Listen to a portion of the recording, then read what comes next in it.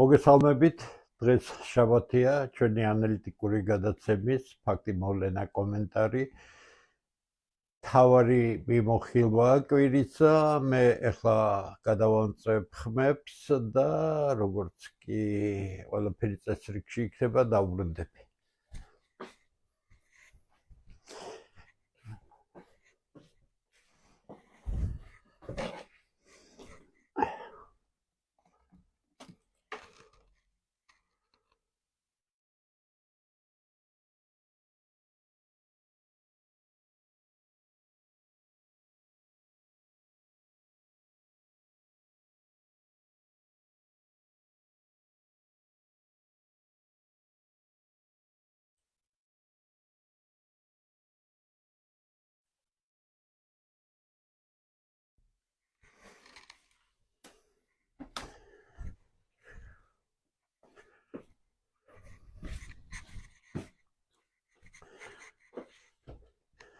მე ვფიქრობ, ყველაფერი წესრიგშია, ერთი წუთით კადრი გავასწორო.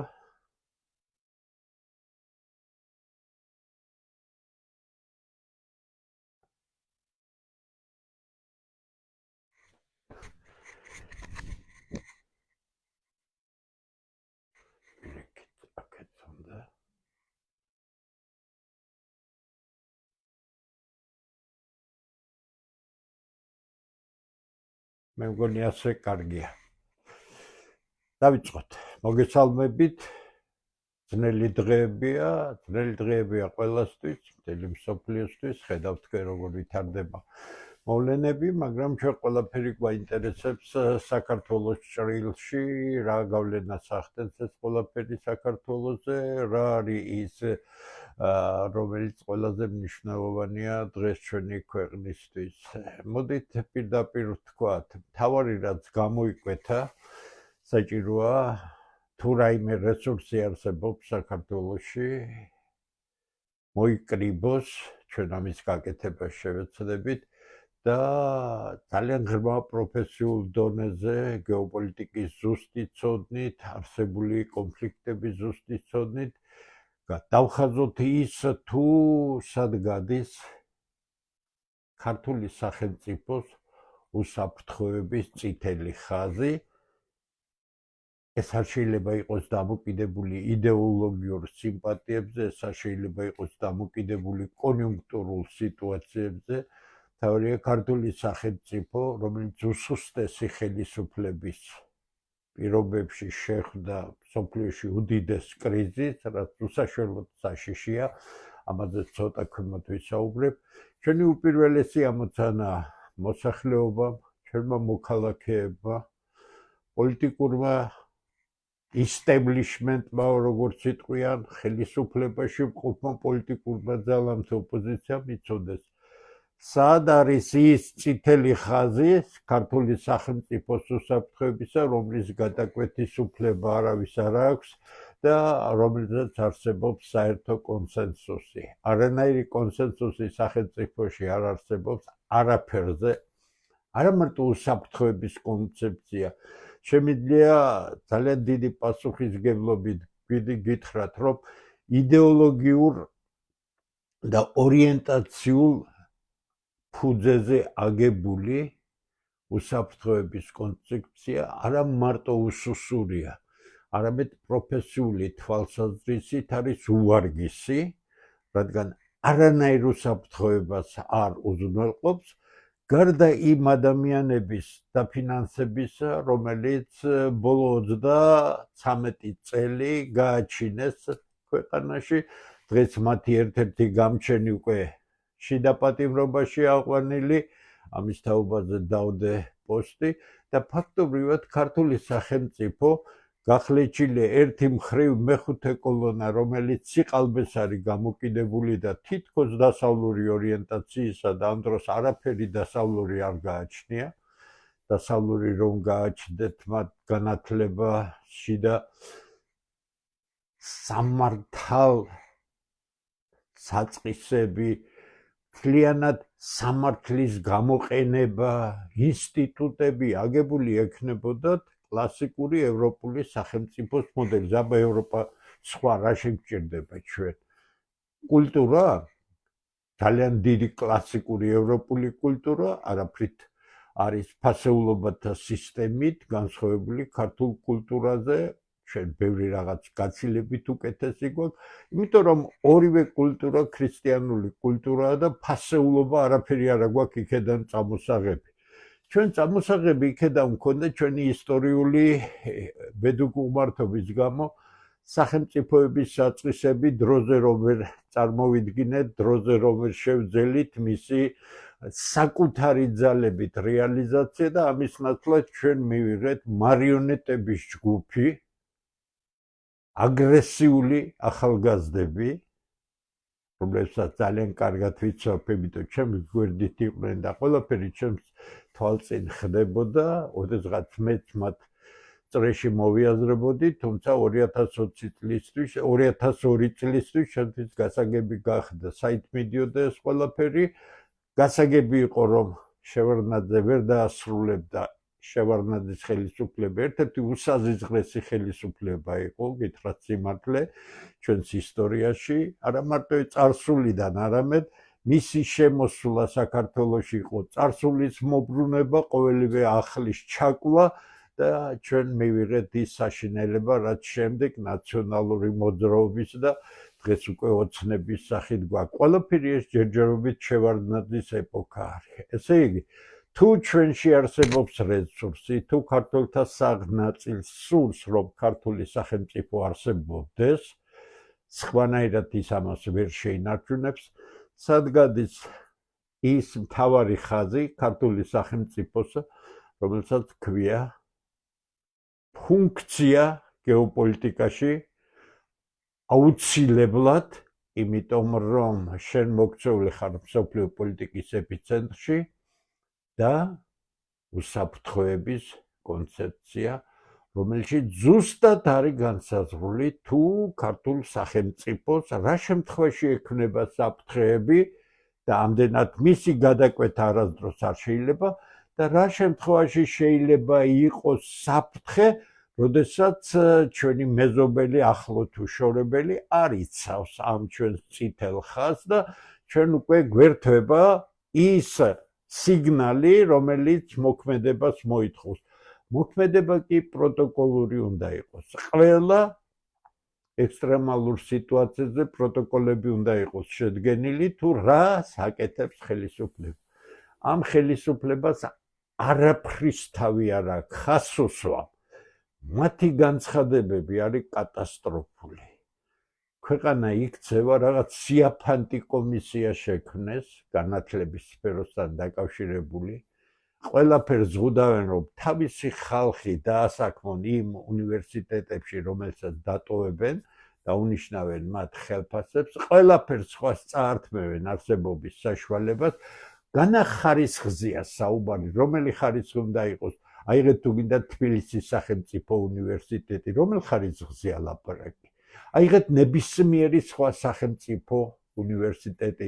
ნუ გამოარჩევთ მაინდა-მაინც ილიაუნის, კაცო, ილიაუნის სახელმწიფო შექმნილია, რაც დავალეს იმას აკეთებენ. ეს ილიაუნის ხალხის ბრალი კი არ არის, ეს წინა და ამ უბედური ხელისუფლებების პოლიტიკის შედეგია, თორე სახელმწიფო უნივერსიტეტი რაც მისცემს თავს უფლებას ისეთი რამე გააკეთოს, რომელიც ხელისუფლების პოლიტიკაში არ ხდება. უბრალოდ გააუქმებენ მას და შეცვლიან მთელ ხელმძღვანელობას. ხომ იმის ნაცვლად ჩვენ ერთი მაინც გონიერი რამ მოვიაზროთ, რომ აი ყავს ხელისუფლება, რომელიც აზრზეა, რაღაცას ფიქრობს, ამის ნაცვლად გამოდის აბსოლუტურად ფუქსავატი პარლამენტის თავმჯდომარეს მოადგილე. წარმოგიდგენთ, რა არის ოცნება, რა დონეა, რა ჭაობია, როდესაც ფუქსავატი წილოსანი, რომელმაც იმდენი არ იცის, რომ ქვეყანაში უამრავი შიიტი მოსახლეა და ეს შიიტებია და არა იმ რწმენის ადამიანი, ანუ ურწმუნო წილოსანი, რომელსაც რწმენა სულ ცალფეხზე კიდია, ფუქსავატ ადამიანებს რწმენა არ გააჩნიათ, შეურაცხყოფას აყენებს მათ ლიდერს, რომელიც მათი შეხედულებით თვალსაზრისით მოწამებრივად აღესრულა. კარგია შიიტების სულიერი ლიდერი, ცუდია სულიერი ლიდერი. შენ დიპლომატიურ საფოს რო ხარ და სახელმწიფოს ხელისუფლებაში ხარ, შენ სისულელის თქმის უფლება ამოდის და ყლელი არისო და ასე შემდეგ. ხო, მე კიდე სხვა გამოდის, ესე იგი, გამოდის რომ ქართულ პოლიტიკურ სპექტრში არის სრული დემენცია, პოლიტიკური დემენცია, ადამიანები ანბანურ რამეებს ვერ არჩევენ და ვერ აცნობიერებენ თუ რამხელა საფრთხეს წარმოქმნიან სახელმწიფოსთვის. ამ ხელისუფლებასაც მოიცილებს ქართველი როგორც მუწუქს, რომელიც უკვე ყარს დაჩირქებისგან, აუცილებლად მოიცილებს, ანდა დამთავრდება თავისთავად ეს ხელისუფლება და უნდა ვიფიქროთ იმაზე, რომ სხვანაირად ავეწყოთ. ჩვენ ვართ სხვა სამყაროში, თქვენ ნუ გაქვთ იმის იმედი, რომ ყველაფერი სწრაფად დაალაგდება, ყველაფერი ისე დაალაგდება, როგორც იდეოლოგიურ ნაწილს. მე არ ვიცი, როგორ დაალაგდება, მე ვაკვირდები სიტუაციას და ძალიან რთული სიტუაცია, ფაქტიურად მთელი მსოფლიო წესრიგი იცვლება და მოსინჯული იქნება, რა თქმა უნდა, ის რაც ინგრევა წინააღმდეგობას წევს, ის რაც ახალია, მას ვერაფერი ვერ დააკავებს, იმიტომ დრო ცვლის ყველაფერს, სამეცნიერო ტექნიკური პროგრესი ცვლის ყველაფერს, საქართველოს შორსაა სამეცნიერო ტექნიკური პროგრესიდან, შორსაა სახელმწიფოებრივი აზროვნებიდან და ამდენად ჩვენ მივდივართ ძალიან საშიში მიმართულებით. ფრონტის ხაზზე რა ხდება? ამაზე ბევრი საუბარი მე მგონი არ არის საჭირო, ჯერ ერთი იმ ინფორმაციული ნაკადის პირობებში, სადაც ნაწილი არის რეალური ადამიანების მიერ გარკვეული ინფორმაციული პოლიტიკის ფარგლებში შედგენილი, მიზანმიმართული საინფორმაციო პოლიტიკა ჩართულია ხელოვნური ინტელექტი, რომელიც უამრავი ინფორმაცია, რომელიც ხატავს ამ ყველაფერს და ასე შემდეგ და ასე შემდეგ და ეს სრულიად გასაგები მიზნით კეთდება. ადამიანისთვის, რომელიც ანალიზს აკეთებს მიმდინარე პროცესებისა, მართებს განსაკუთრებული სიფრთხილე, რომ მან შედარებითი ანალიზი, რომელიც ძალიან ფაქიზ მიდგომას მოითხოვს, რადგან აუცილებელია უამრავი ინფორმაციიდან შენი რეპერული მაჩვენებლებით, ანუ ასე რომ ვთქვათ, შენთვის საორიენტირო რაც კი არის და რაც საიმედოდ გეჩვენება ოფიციალური განცხადების დონეზე, იმ სააგენტოების დონეზე, რომელიც მეტნაკლებად იჩენენ, რომ იტყვიან კორექტულობას ინფორმაციისადმი, მე არაფერს არ უსმენ, რაც ადამიანის ხმასთან არ არის დაკავშირებული, პიროვნების ხმასთან, უსმენ ოფიციალურ განცხადებებს, რომელსაც ასევე თავისი მიზანი აქვს, უსმენ ანალიზებს და ვკითხულობ მხოლოდ იმ წერილებს, რომელიც იმ მედიაში იბეჭდება, რომელიც წაკითხვაც ღირს და აბსოლუტურად სხვა არაფერს, იმიტომ რომ აბსოლუტურად აზრი არ აქვს იმას, რომ უსმინო ამ ტყუილ მართალის უზარმაზარ ნაკადს, რომელიც უბრალოდ შეიძლება დააბნიოს ადამიანი. ამიტომ რასაც მე გეუბნებით, ეს ჩემი ანალიზია, მე ვცდილობ ძალიან ბევრი დაუთმო ამ ყველაფერს და ეს სულაც არ არის მარტივი საქმე, მაგრამ თავარი არის. მე ვფიქრობ, რომ როგორც განცხადებებიდან ირკვევა, განსაკუთრებული მნიშვნელობა ექნება 2-3 დღეს. რატომ 2-3 დღეს? მე გამოდივარ ამერიკის შეერთებული შტატების პრეზიდენტისა და სამხედრო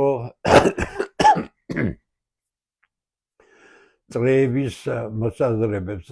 ამაღამ ამერიკა აპირებს განსაკუთრებული იარაღის გამოყენებას ირანში თქვენ წარმოიდგინეთ, რომ ირანის წინააღმდეგ გამოყენებული იქნა ის იარაღი, რომელიც მესამე მსოფლიო ომისთვის იყო გადანახული.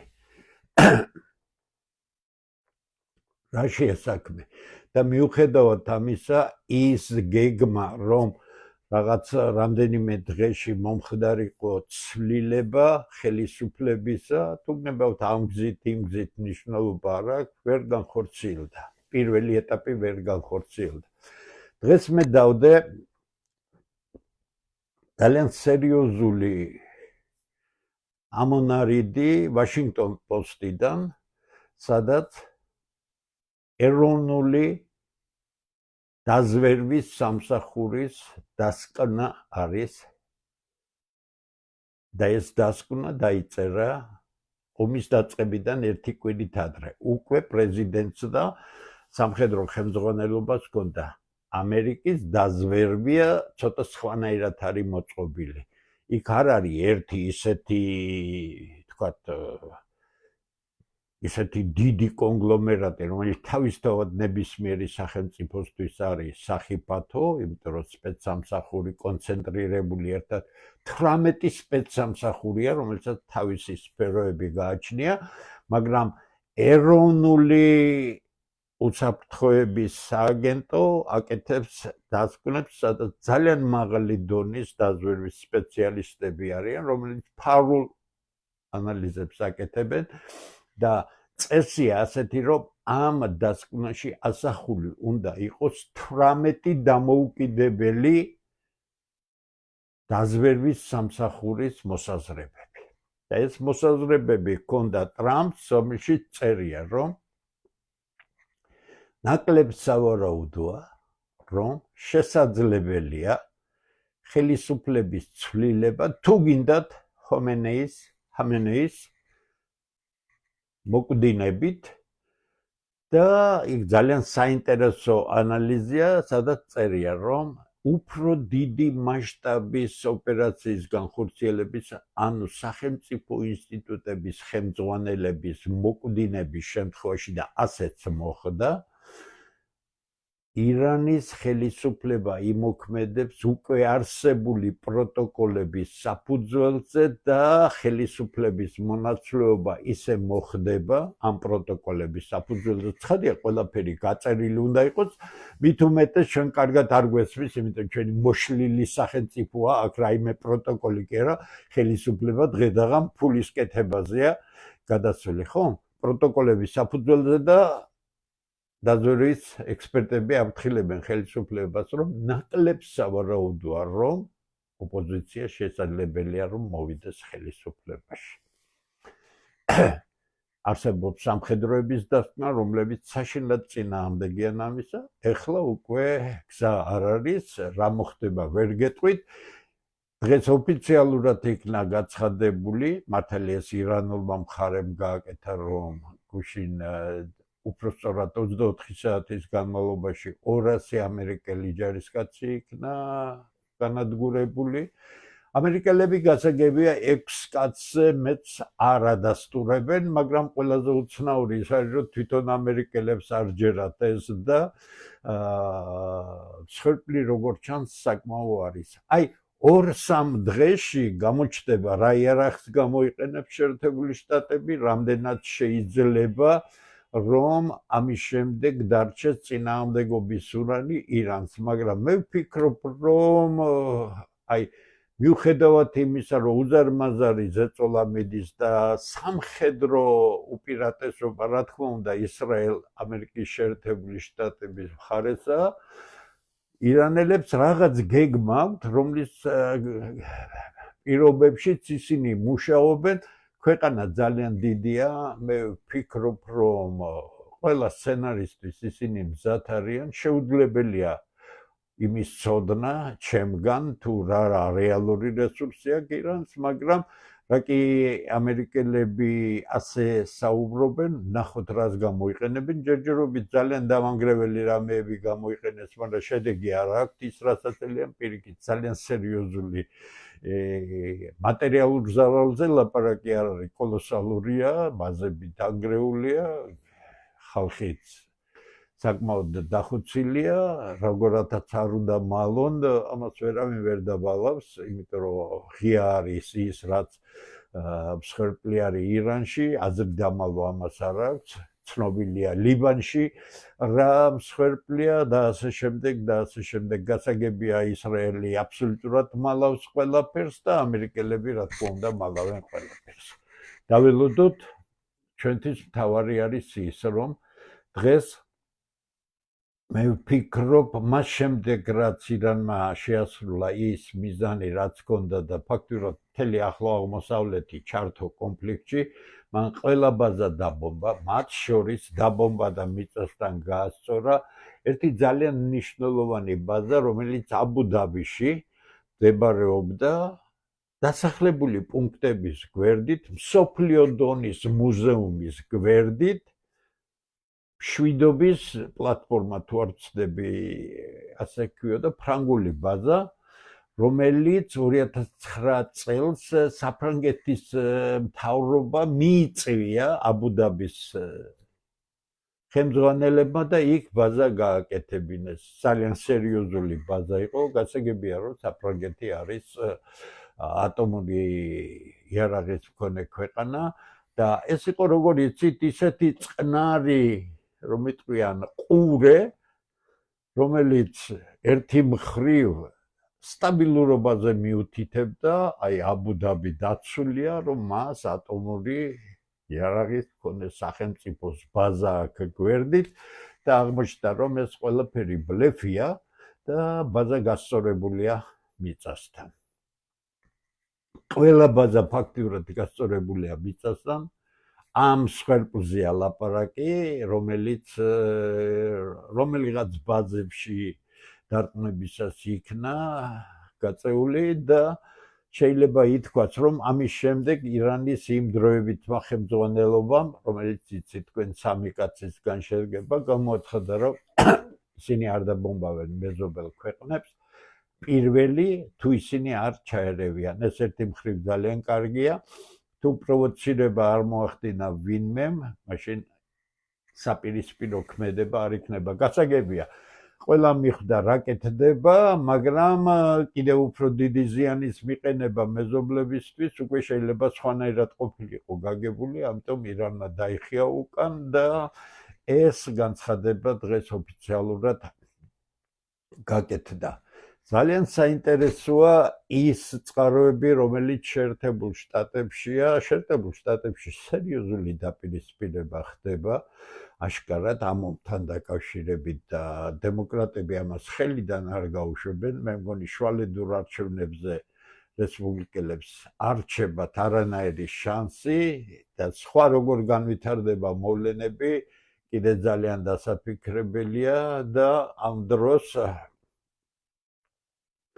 ამერიკის შეერთებული შტატები ახორციელებს იმ ოპერაციას, რომელსაც ქვია სოროსის დაპატიმრება, ჯერჯერობით შინაპატიმრობაში, შილი გაქცეულია დუბაიში და განსაკუთრებული ინტენსივობით ხდება ამ ეპშტეინის, ამ ავადსახსენებელი ეპშტეინის ფაილების ამოყრა, რომლის ნახვაც გითხრათ სიმართლე მე ვერ ვძლებ, იმიტომ რომ რაღაც კატასტროფულად საშიშია და იქ რასახეებით ჩანს, გასაგებია ჩვენ რა უზარმაზარი საფრთხის წინაშე ვიყავით. მე ვსაუბრობ არა მხოლოდ ჩემს ქვეყანაზე, არამედ მე ვსაუბრობ იმაზე თუ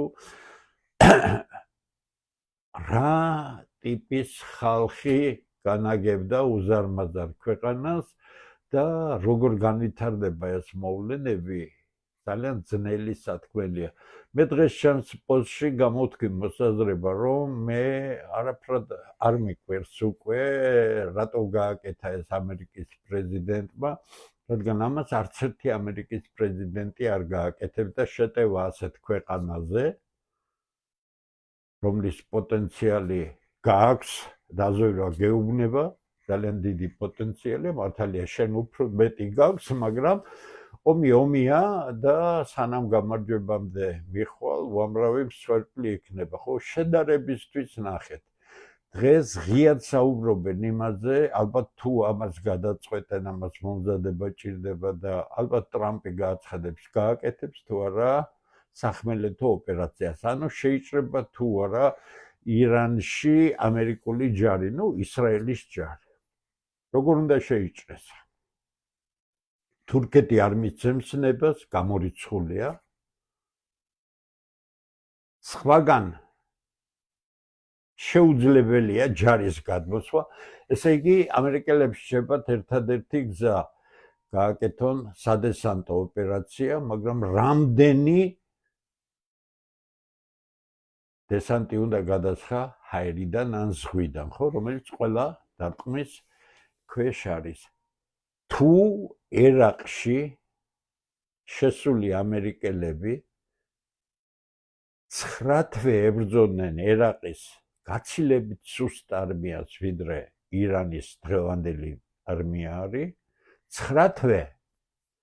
წარმოიდგინეთ, რა შეიძლება მოხდეს ამას ირანთან დაკავშირებით და აქ უკვე ჩვენ უნდა ვიფიქროთ იმაზე, რომ თუ ეს მოხდა, ეს საშინლად მძიმე შემთხვევა იქნება, იმიტომ რომ ირანს იგივე თუ გნებავთ შიიტი და არა მხოლოდ შიიტი სახელმწიფოები მარტო არ დატოვებს ასეთ შემთხვევაში და ჩვენ უკვე აქ ვიღებთ სერიოზულ რეგიონალურ ომს, რომლის პერსპექტივაზე ჯობს ახლა არ ვიფიქროთ, იმიტომ რომ ასე მარტივად ყველაფერი არ იქნება.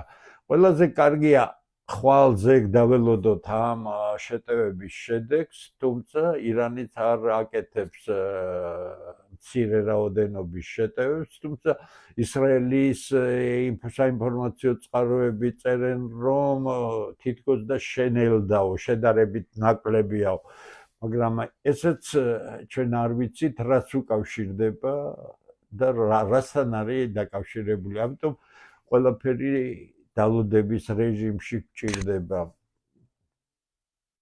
ჩვენი ხელისუფლების მე რაც ინფორმაცია მაქვს და მე ვფიქრობ, მე დეტალებზე ვერ ვისაუბრებ, მაგრამ საქართველოს მიმართ შემიძლია ზუსტად გითხრათ. არა მხოლოდ რეგიონში, არამედ მის შემოგარენშიც ცოტა უფრო შორეულ არეალში სერიოზული დამოკიდებულება არ არის. პირიქით, უფრო მეცაც გეტყვით. საქართველოს ხელისუფლებისადმი მათი ავანტიურისტული პოლიტიკის გამო ისინი ატყუებენ სახელმწიფოებს, საკმაოდ აგრესიული დამოკიდებულება არის.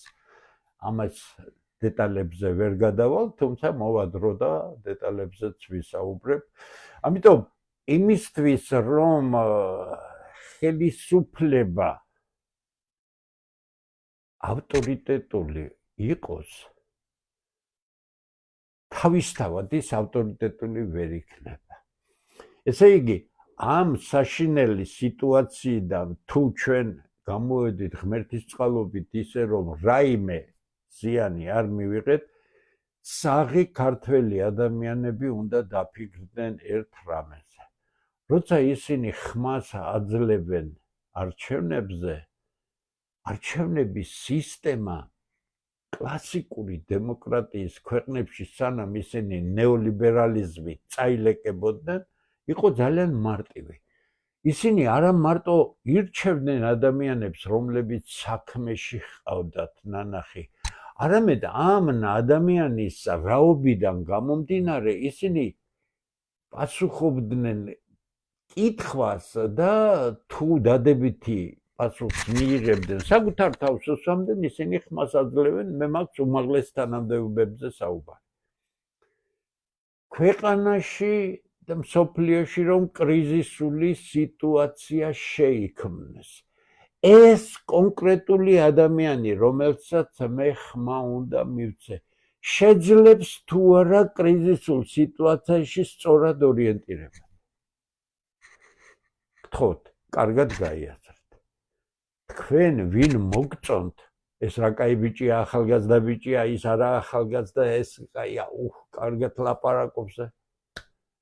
ეს არის დიდი ბოდიში, მაგრამ გონება სუსტი საზოგადოების არჩევანი. ხას უსვამ. თუ ჩვენ შემდეგი არჩევნებისთვის არ დავსვამთ თავარ კითხვას. ამ ხელისუფლებას რომ ავირჩევ, ვიღაცა ხო უნდა ავირჩიოთ, კოალიცია იყოს, რა მნიშვნელობა, ვიღაცა ხო აძლევს ვიღაცას მას.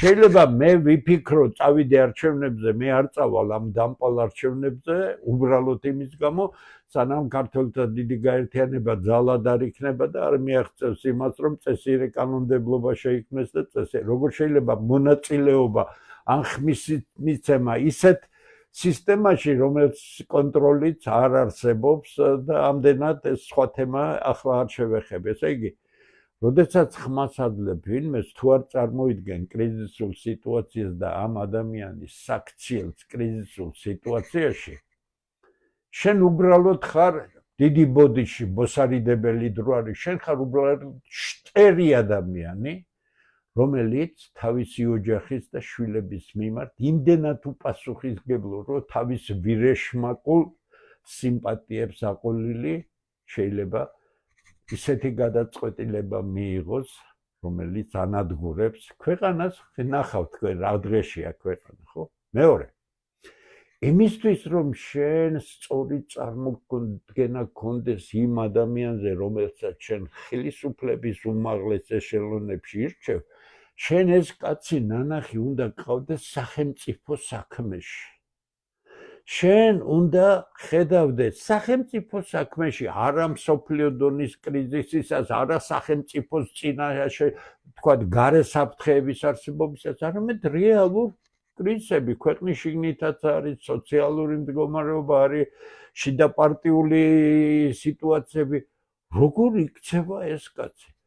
თუ შენ დაკვირვებული არ ხარ, თუ შენ არ იცი ადამიანებთან როგორ მუშაობს ეს ადამიანი, რამდენად შეუძლია მან კონფლიქტურ სიტუაციებში სწორი გადაწყვეტილება მიიღოს და იმიტომ რომ შენ ვირეშმაკული აზროვნება გაქვს და მიდიხარ და აძლევ ამ ნაგავს ხმას, ესე იგი შენ უბრალოდ შტერი ადამიანი ხარ. კიდე გეუბნებით.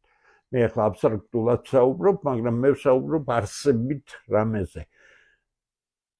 კაცი, რომელსაც ანდობთ სახელმწიფოს უმაღლეს თანამდებობებს, არ იცით კრიზისულ სიტუაციაში როგორ მოიქცევა, იმიტომ არ იცით, რომ არსად გინახავს ის და ამ თახსირმა იდეოლოგიამ გითხრა, რომ უფროსი თაობა ეს არავინ არ არის, ისინი აი ახალი სახეები უნდა იყვნენ პოლიტიკაში და ახალგაზრდები უნდა იქნენ. ესეც შტერის ნიშანია. როდესაც საზოგადოება იჯერებს იმას, რომ ახალგაზრდა ხალხი შეიძლება მოვიდეს, ახალგაზრდა ხალხი არის ქვეყნის მომავალი. სწორად გავიგეთ, რაზე ვლაპარაკობ. ეს არის ფანტასტიკური რესურსი, მაგრამ ეს რესურსი უნდა იზრდებოდეს, გამოცდილებას იღებდეს, ცოდნას იღებდეს და გარდამავალი პერიოდის შემდეგ სადავეებს აიღებს ხელში და გააგრძელებს და მე უკვე ახალი თაობა არის კიდე იქ და მე ის მემკვიდრეობა შექმნის და ასე მე ვსაუბრობ ეხლა. როდესაც ხედავ შენს პარლამენტს, როდესაც ხედავ შენს მთავრობას, ხედავ ამ უმწიფარ არაფრის მაქმნის ხალხს, ვეკითხებით და მხარს უჭერთ, არა აქვს მნიშვნელობა ვის უჭერთ, იმ ხელისუფლებას, ამ ხელისუფლებას. ესე იგი, თქვენი ხთრით სამარეს, მაგრამ პიროვნულად ვისაც სურს გაითხაროს თავისი სამარი, მაგრამ თქვენ ხომ ამ საქმიანობით, ამ საქციელით სამარეს უთხრით ქართულ სახელმწიფოს. მის მომავალს სპობთ. თქვენი შვილების მომავალს სპობთ. იმიტომ რომ ხალხი, რომელიც ხელისუფლებაში მოდის, ამხელა ძალაუფლებას, ამხელა ფულს კიდებს ხელს, მე მინახავს ეს ყველაფერი როგორ დაანგრია ფულმა და ძალაუფლებამ ახალგაზრდები. დაანგრია კი არა, დედის დედა უტირა. ამოგანგლა მექთამეობის ნაგავში, გამყიდველობის ნაგავში, სოროსების ნაგავში. კიდე გეუბნებით, მე არ გახდით რიგითი პარლამენტარი, მე ფრაქციის ლიდერი გახდით, მე კომიტეტის თავმჯდომარე გახდით, ყველაფერში ჩარეული, ყველა ინფორმაციის გონე. მე ვიცი რა საშინელება, რა უქნა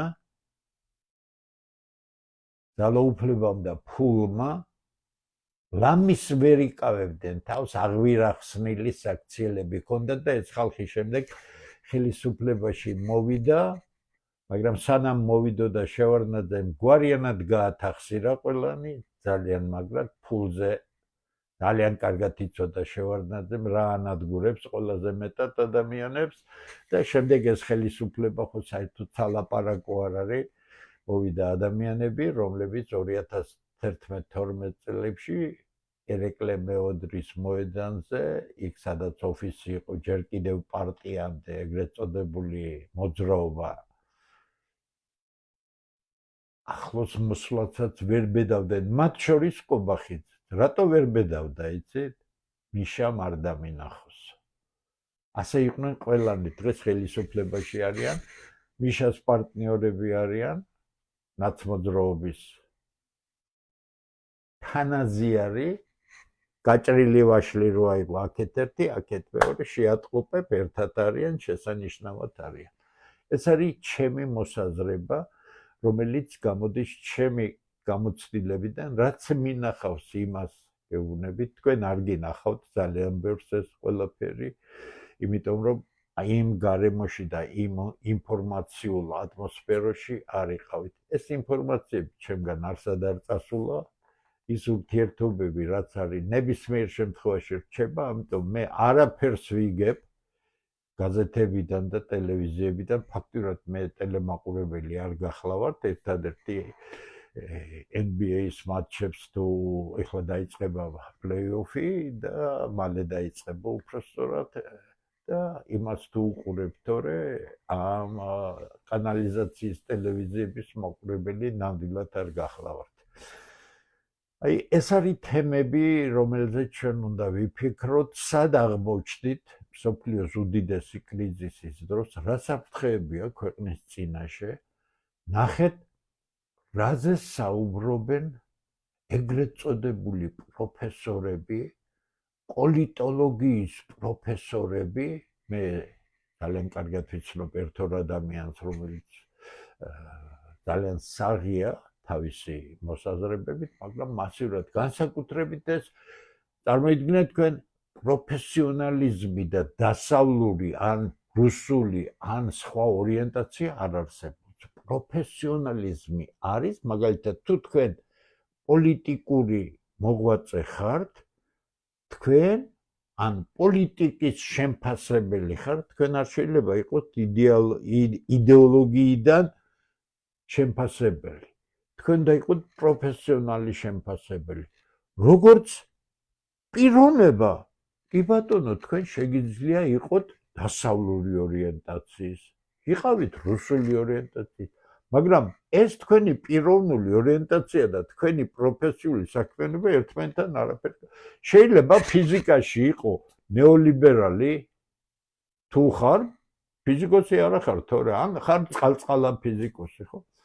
ან შეიძლება მათემატიკაში იყო ნეოლიბერალი. ჯერ კიდევ საბჭოთა კავშირში იყო ერთი ძალიან მაგარი მათემატიკოსი შაფარევიჩი, დისიდენტი იყო.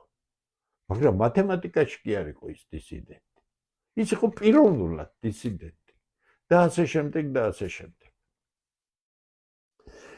მე მინდა დღევანდელი საუბარი კარგად გაიაზროთ. ჩვენ ვართ ძალიან საშიშ მდგომარეობაში. ჩვენ გვაქვს ძალიან ცოტა დრო, ამიტომ ყველას ეხლა უკვე გთხოვთ. არის ქართველთა დიდი გაერთიანება. რამდენიც არ უნდა უტიოთ ამ გაერთიანებას. კიდე ყურზე ხახვი არ დააჭრათ. ჩვენ არა ვართ პარტია, ჩვენ არჩევნებისთვის და არიქა თანამდებობის დაკავებისთვის არ ვიწევთ, ყველა საქართველოს მოგიწოდებთ, უკვე გააქტიურების დროა. დაგვიკავშირდით, ყველგან მოვალთ, შევიკრათ ერთად, დავასრულოთ ის ქსელი, რომლის კეთებაც დაწყებულია წარმატებით მიმდინარეობს ყველაფერი, სადაც ჩვენ ზუსტად ვიცით მთელი ქვეყნის მასშტაბით, სად ვინ გვეყოლება რაოდენობის ჩათვლით, ერთ ჯაჭვში შეკრული, ერთ ინფორმაციულ სივრცეში დავაჩქაროთ. ჯერ არაფერი გარკვეული არ არის, ყველაფერი ძალიან საშიშია და თუ არ გინდათ მიიღოთ ხელისუფლება, რომელშიც ნახავთ დღევანდელ ხელისუფლებას და წინა ხელისუფლებას, ესენი ერთმანეთის გარეშე ვერ არსებობენ, ოცნებას რომ ეს ოპოზიცია არ ყავდეს, არავინ არ არის, ხას უსვამ. ამაზე თამაშობს, ამაზე დაძაბა ყველაფერი ქვეყანაში, რომ აი მე თუ არ ვიქენი, ესენი მოვლენ. ამ საცოდავებს, რომელსაც ოპოზიცია ქვია, რომელსაც ასუდგმულებს ივანიშვილის ფულები, ლიდერებზე არ მინდა საუბარი, ძალიან კარგად ინფორმირებული ვარ, ვის რა ფული შეთხარეს ბოდიში ამ სიტყვაზე, სხვა სიტყვას არ გამოვიყენებ. ამიტომ რა გინდათ? კრიზისები მალე არ დასრულდება. სოფლიოში სანამ ახალი წესრიგი ჩამოყალიბდება, ჯერ კიდევ საშინელი ეპოქებია გასავლელი. ჩვენ ვართ სოფლიო პოლიტიკის ეპიცენტრში. გინდათ ეს ქვეყანა დაკარგოთ? ეს ქვეყანა ხო ზღაპარია, საოცარია. ყველანაირად საოცარია თავისი კულტურით, ენით, წარსულით, ბუნებრივი მდებარეობით, სიმდიდრით და ასე შემდეგ. უბრალოდ ხალხი არაადეკვატურია ამ ქვეყნისა. და ხალხი, რომელიც თავისი ქვეყნის შეუსაბამო იქნება, ამ ქვეყანას დაკარგავს, იმიტომ რომ შეუსაბამო ხალხს არავინ არ დაუტოვებს, ასეთ ძვირფას მარგალით სოფლიოში. ამიტომ გთხოვთ, ინტენსიურად იფიქრეთ. ქართველთა დიდი გაერთიანება არის თქვენს გვერდით.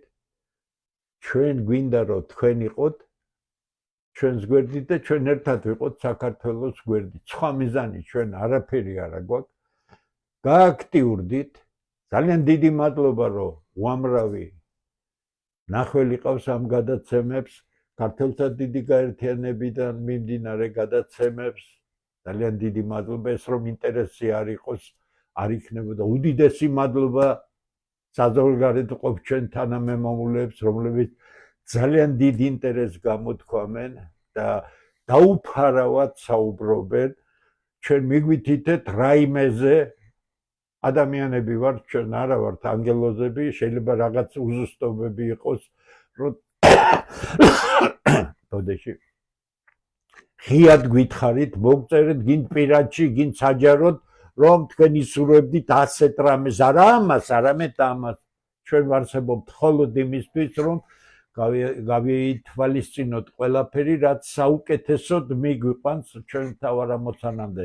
ჩვენ ბელადები არა ვართ, ჩვენ უბრალოდ ვართ ადამიანები, რომლებად ლიდერის ფუნქციები ავიღეთ ჩვენ თავზე, მაგრამ მე ღია ტექსტით თავიდანვე ვთქვი, ჩვენ გავაჩენთ უამრავ ლიდერს. იმიტომ რომ ის საქმე, რასაც ჩვენ ვაკეთებთ, ძალიან ღირსეული, აქტიური საქმისცოდნე ხალხის გარეშე არ გამოვა. ჩვენ ყველანი ძალიან ბევრი ლიდერი ვიქნებით ქართველთა დიდ გაერთიანებაში და უკვე ვართ. გელოდებით ახალ ადამიანებს, მადლობა ყველას, მადლობა აქაურ ადამიანებს, მადლობა ყველას, ვინც საზღვარგარეთა და მადლობა იმ საცოდავებს, რომლებიც კოლექტიურად, ორგანიზებულად შემოვარდებიან ხან ჩემს გვერდზე, ხან ბატონ დავითის გვერდზე, ხან კიდევ ვიღაცაზე, ორგანიზებული ჯგუფები, ესე იგი ჩაუგდებენ ჩვენს 100,000-ობით, 200, 300, რა ვიცი, რამდენი ათასობით ნახვა და ერთი ბოდიში და პირდაპირ გეტყვით, ტრაკიდან გაგდებული ჟურნალისტია გოგოტიშვილია, გონი მახსოვს ერთი შნირი იყო პარლამენტიდან. მახსოვს ეს ნაცი ჟურნალისტია, რომელიც წერს, რომ ესო ის ექსპერტი არ არისო, 4 კაცი რომ უსმენსო, ჩემგვარს ახსენებს. თან ახსენებს საფრანგეთის საელჩოსთან მიმართებაში. საფრანგეთის საელჩოში მე აუცილებლად მექნება შეხვედრა, აუცილებლად. მე ჩემს შენიშვნაში მხოლოდ სინანული გამოვთქვი, იმიტომ რომ დასავლეთის უმაღლესი ძალიან მაგარი ცივილიზაციის ანკვანი ქვეყანა საფრანგეთი დღეს პრობლემების წინაშე ათქო და იქ ხროვა რომლებიც ყველაზე მეტად შეურაცხყოფენ საფრანგეთს თუ საფრანგეთს საქართველოში ჭირდება ისეთი ნაგავი მხარდაჭერები რომლებიც ნახეთ საფრანგეთის საელჩოს გვერდი რა დღეში არიან ლამის სიგიჟემდე მივიდნენ მე პასუხი არ გამიცია და ამ გოგოტიშვილს ვახსენებ იმიტომ რომ ძალიან ყიამყრალი ვიღაცა არის ხო 4 კაცი მისმენს თურმე მე 4 კაციც რა ცოტაა 4 კაცის მოსმერთ მე ექსპერტი არ გახლავართ ხო ისიც არიცის რა ვარ თუმცა შესანიშნავად იცით პარლამენტში იქ იყო და ყველა ჩემ გამოსვლას კარგად ისმენთ ასე რომ აი ასეთი ხალხიც რომ შემოდის და აგრესიულად არის ეს კარგია იმიტომ რომ ეს ნაგავი არ შეიძლება შენს მიმართ იყოს კეთილად განწყობილი ჩვენ იქ ახალგაზრდების საკმაო ნაწილს რომელიც მოტყუებულია ამ ნაგავის მიერ მოძებნით საერთო გზებს და ვეძებთ ახლა ყველანაირად გზებს და მათგან არაერთი დადგება თავისი ქვეყნის წინაშე ჩემთან მოსვლა და ჩემი მეგობრობა რასაჭიროა მე ამისთვის კი არ ვაკეთებ საკუთარი ქვეყნის მესვეული გახდეს მოემზადოს რომ როცა მისი დრო მოვა გადაიბაროს და რა ის საცოდავი ახალგაზრდები რომლებიც შემოდიან და ბჭყალებში ვითომ მე უხეშად მომიხსენიებენ და რაღაცებს სასაცილოა ხო ამიტომ ამას რატო ვამბობ იცით ყველას დიდი მადლობა მათ შორის ამ ხალხსაც იმიტომ რომ ისინი აჩვენებენ რამდენად სწორად ვიქცევით ჩვენ რამდენად მათთვის მიუღებელი პოზიცია დიახ ჩვენი პოზიცია იქნება აბსოლუტურად მტრული ამ ნაგავის მიმართ იმიტომ რომ მათ ლამის დააჩოქეს ქვეყანა ეს ის ხალხი არ არის რუსთაველზე LGBT პრაიდებს რომ ითხოვდა და LGBT პრაიდი არის დასავლური ორიენტაცია ამ ნაგავს რომელიც 1994 წლიდან ფინანსდება რამის მილიარდი დოლარია ჩადებული ატკატები გამოვაკლოთ 40% 600 მილიონი დოლარი თბილისის დონეზე რეგიონებში უმნიშვნელო თანხებია უზარმაზარი ფულია იმიტომ არიან მილიონერი დოლარული მილიონერები იმიტომ აქვს შენიერი ვილები სახლები და ასე შემდეგ და ეხლა ამათ ქვეყანა გადავალახიოთ მათი სატანისტი ხემძღვანელი და დამფინანსებელი დაჭერილია კაი დღე არის იმას მისი სატანაშვილი გაქცეულია და მალე მოვა ის დრო როდესაც ქართულ სატანებსაც თავისი ადგილი მიეჩინება არ მიეჩინება დაემშვიდობებით ამ ქვეყანას მეც აღარ შეგაწუხებთ დაგემშვიდობებით ღმერთი იყოს ჩვენი შემწე წმინდა საქმეში სულიერ სიმტკიცეს გიჩვენებ დიახ იქნება წინააღმდეგობა ეს არის ძალიან სერიოზული დაპირისპირება ქართველთა დიდი გაერთიანება არ დაიხევს არაფრის მიმართ ჩვენ გვინდა ეს ქვეყანა ვისაც უნდა ეს ქვეყანა დანარჩენი უკვე იოლი შესათანხმებელია და მოსალაპარაკებელია დანარჩენი კი ჩვენზეა დამოკიდებული გვინდა ქვეყანა გვექნება არ გვინდა ეს ქვეყანა რა თქმა უნდა წაგვართებეთ დაგემშვიდობებით კარგად იყავით ხნედ იყავით და ყველა საქართველოს ოჯახში შთამომავლობაში ძალიან ღონივრად ყოფნას სულიერ სიმტკიცეს უსურვებ კარგად გრძანდებოდეთ